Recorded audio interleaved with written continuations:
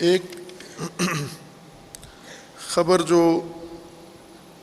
پاکستان سے باہر کی ہے، ایران میں حالات شدید کشیدگی کے بعد اب تھوڑے بہتر ہونا شروع ہوئے۔ گزشتہ ہفتہ ایران میں شورشیں، اختشاش، جلوس اور ان حوادث میں گزرا ہے۔ اس کی وجہ پہلے بیان کی ہے کہ عرصے سے ایران کے اندر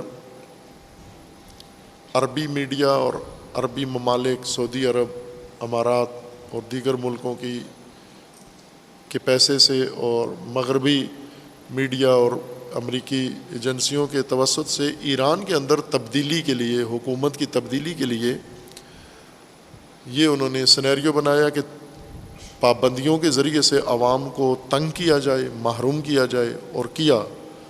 عوام اس وقت ایرانی عوام کے لیے زندگی گزارنا بہت دشوار ہے، بہت دشوار ہے۔ یعنی وہاں روٹی ابھی 1000 تومان میں ایک روٹی ملتی ہے۔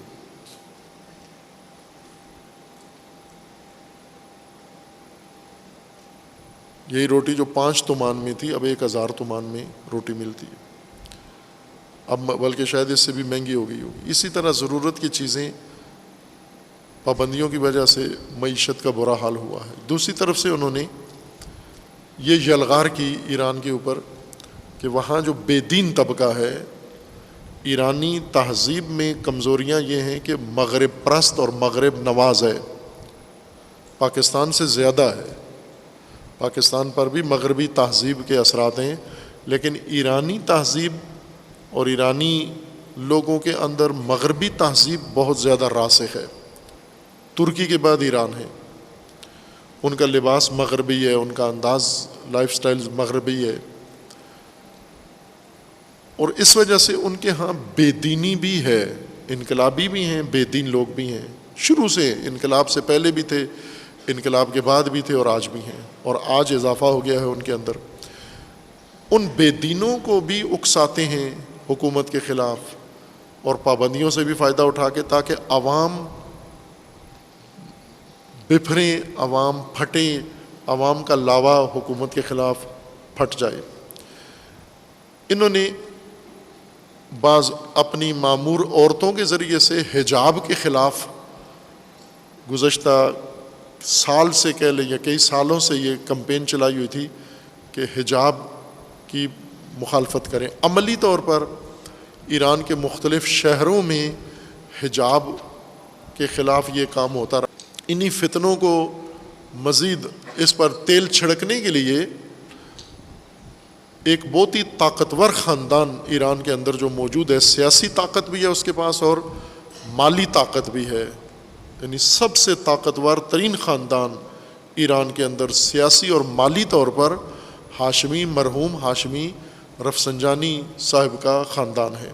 خود تو وفات پا چکے ہیں، لیکن ان کے بیٹے اور بیٹیاں ہیں۔ ان کی بیٹی ہے فائزہ ہاشمی، یہ انہی بلووں میں، یعنی عورتوں کو اکسا رہی ہے کہ چادریں اتاریں، مکنے اتاریں، اور حکومت کے خلاف، پہلے ولی فقیہ کے خلاف، رہبر کے خلاف نکلیں۔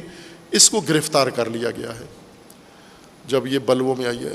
ہر دفعہ ایران میں جب بھی کوئی شورش ہوئی ہے، یہ عورت پیش رہی ہے، چونکہ بڑے خاندان کی ہے، طاقتور خاندان کی ہے، مالی وسائل ان کے پاس بہت زیادہ ہیں۔ شاید ایران میں اتنا مالی طور پر مضبوط کوئی خاندان نہیں ہوگا جتنے یہ ہیں مضبوط۔ بیرون ملک ان کے سرمایے ہیں، اندرون ملک ان کے سرمایے ہیں، اور اسی طرح بڑے بڑے ایریے ان کے کاروباری مراکز ہیں، ان کے سیاست میں بھی بہت مضبوط ہیں۔ سیاسی دھڑا، وہ وفات پا گئے ہیں لیکن ابھی بھی مضبوط ترین دھڑا سیاست کا انہی کا ہے۔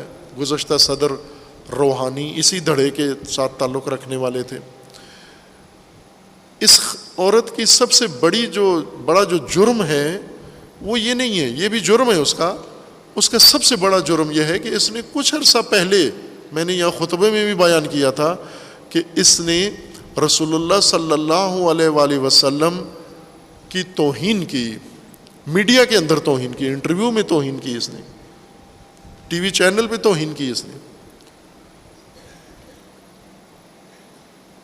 اور بہت برے الفاظ میں توہین کی، وہ توہین جس کی سزا موت ہے، لیکن یہ اس جرم میں گرفتار نہیں ہوئی، پہلے ملک سے باہر تھی پھر ملک کے اندر آئی ہے، لیکن اس جرم میں اس کو گرفتار نہیں کیا گیا۔ نہ علماء نے کہا کہ اس کو گرفتار کرو چونکہ طاقتور خاندان ہے، نہ حکومت نے اس پر ہاتھ ڈالا چونکہ طاقتور خاندان ہے۔ توہین رسالت میں، توہین دین کے جرم میں اس کو گرفتار نہیں کیا گیا جو اس کا اصل جرم ہے۔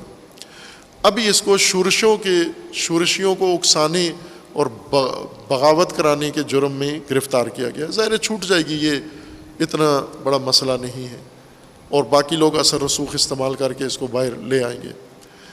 یہ وہ عورت ہے کہ ایران میں رہبر کی توہین کا برملا آغاز اس نے کیا ہے۔ یہ جو آج زیادہ بد زبان پیدا ہو گئے ہیں ایران کے اندر، رہبر معظم کی توہین کرنے والے، آغاز اس عورت نے، اس نابکار عورت نے کیا ہے۔